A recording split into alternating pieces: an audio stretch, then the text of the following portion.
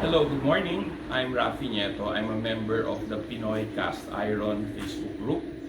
And I've been wanting to make a video for some time already with relating to my personal experience and journey on handling cast iron. I learned a lot of mistakes, just like most of you who are into this for the first time.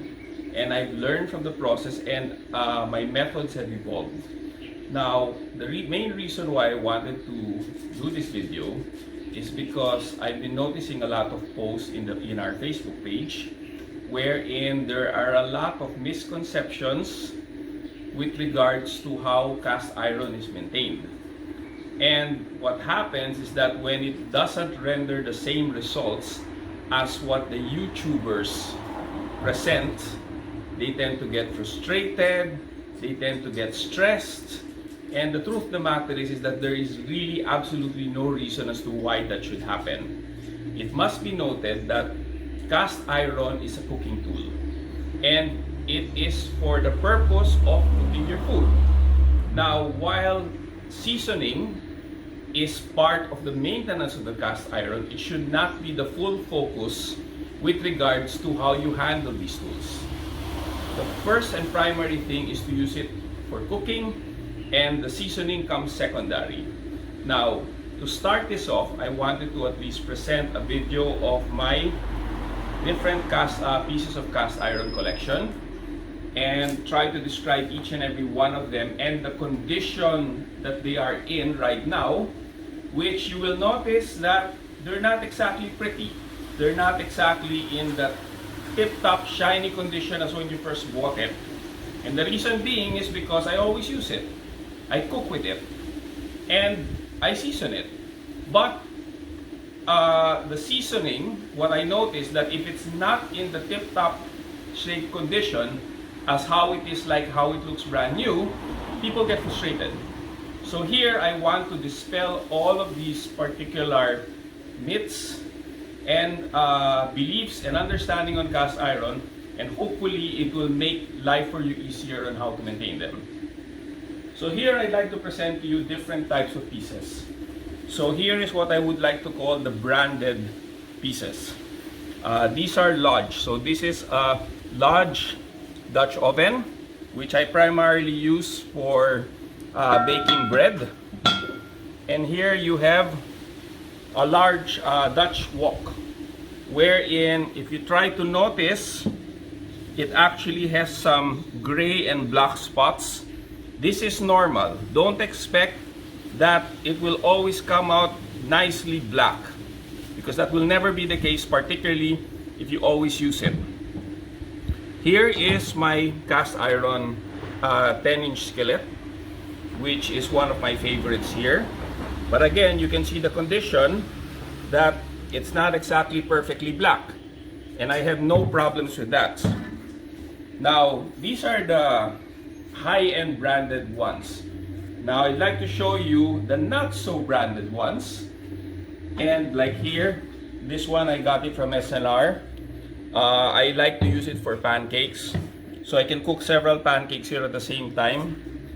And then here is my other Dutch oven, which I also use, but the reason why I prefer utilizing this is because I can actually invert this and use this as a bottom and this one as the top. Whereas with this one, because you have the knob which is lodged on it, I can only cook it in this particular orientation.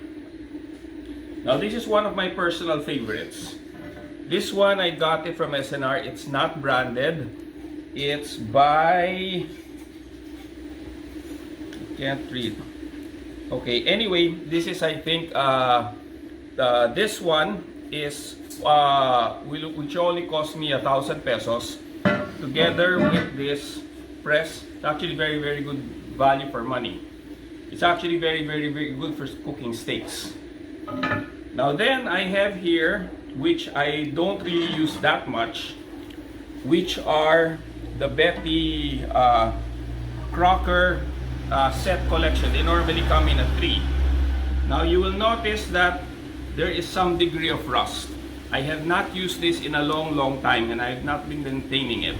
But I'm not particularly worried here because I will be seasoning this and I will be demonstrating to you how easy it is to season them.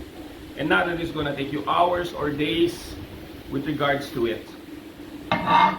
So here are also, now these are the local ones, which are chef classics. They already developed some rust, and I will use this later as a point of demonstration on how to season it. And you will probably notice here, because it's been in storage for a long time, that you have some white spots and some mancha.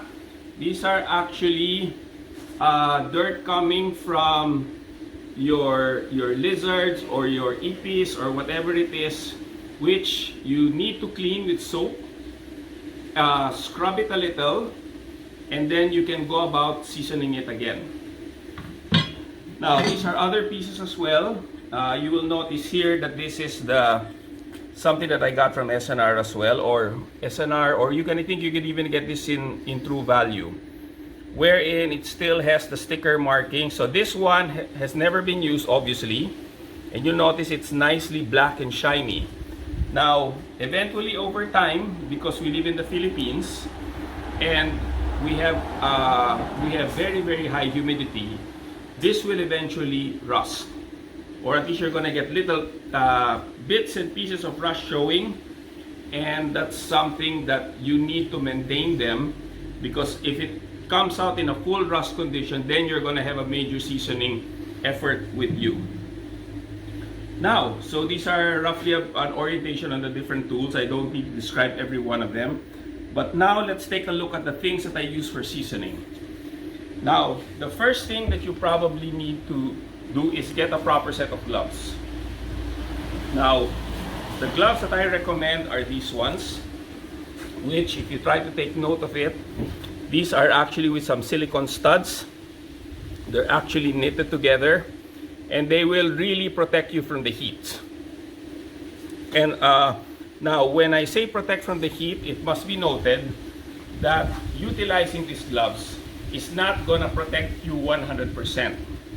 What it will allow you to do is to handle the pieces for a few seconds for you to be able to hold them or transfer them from one point to another, because eventually the heat will seep in. So don't expect this to properly protect you, but it will give you the best protection among all other pieces I've seen. Now, you can get this actually in Lazada. There's actually another one which is actually the same, but it's actually in color black. So you can either look for the red one or the black one. The other type of gloves that I wanted to show you are the welding gloves. These are very easy to find in most hardware stores. Now, you will see a lot of ads in it saying that it's going to protect you from the heat of the welding. The truth of the matter is that at least when handling cast iron, I have actually not seen it to be very effective. They will protect your hands from getting burned, but when you wear them and you expose the surface of the cast iron through the leather, the heat will immediately dissipate inside, will actually go inside, and after you risk burning your hands, or at least they'll be so hot you won't be able to handle them and they will retain. The other type of gloves, these are silicone gloves.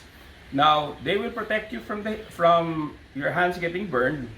You will actually feel the heat go through, but the reason why I like to use them is that they are actually very good when it comes to seasoning. And when I mean by seasoning is because I tend to, cleaning my cast iron pieces. Because when I try to clean my cast iron pieces, I actually clean it while it's hot. And I would normally rinse it with water. There's not really much of a problem on rinsing your cast iron pieces while it's hot, so long as it's not overly hot. And it allows you to handle the pieces without your hands getting wet. Now, what do you use for seasoning? Normally, they'll tell you to use paper towels. So good examples of paper towels are like these little paper towels that you get from SNR. And one thing that's actually good to buy is, I got this also from SNR, which I think the US YouTubers use a lot. It's actually used for automotive cleaning, but it's effective. But now, the problem with utilizing paper towels is that you're wasting a lot. Like, once you use it, you have to throw it away. The one thing that I have found to be most effective is a standard 100% cotton rag. It's something that you can always reuse and clean as needed. I've used this more than 100 times. Now you will notice probably some areas are black. That's actually not dirt. That's actually burn marks. And they're very, very good for wiping and actually spreading the oil within your pans. Now, with regards to what oil can you use? Now, you can actually use any type of oil. You can use canola oil, you can utilize coconut oil. Now, the one I have been utilizing different type of oils, and my personal experience, and this is just my opinion, it may be different from others, is I like to use grapeseed oil. Now, the reason why I use grapeseed oil is because grapeseed oil has a very, very high smoking point. Now, why is the high smoking point important? When you're cooking your food, in principle, the oil that you use for the seasoning must have a higher smoking point than the one that you're using to cook your food.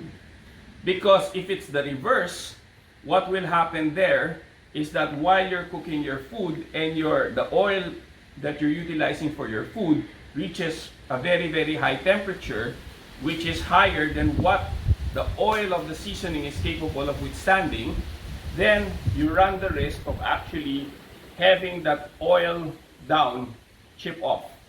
So try to get a very high smoking point oil, which can be grapeseed oil, which can be avocado oil. You can actually research in the internet which have very, very high smoking points. So that's my recommendation. But you don't have to buy it. You don't have to utilize, you don't have to stress yourself by trying to find where you can get this. Just use the regular oil diffusion, that should be fine. Now, okay, so that's it for now with regards to this orientation. Now, what I'm going to be doing is demonstrating to you how I would season my pan. And I'll show that to you shortly.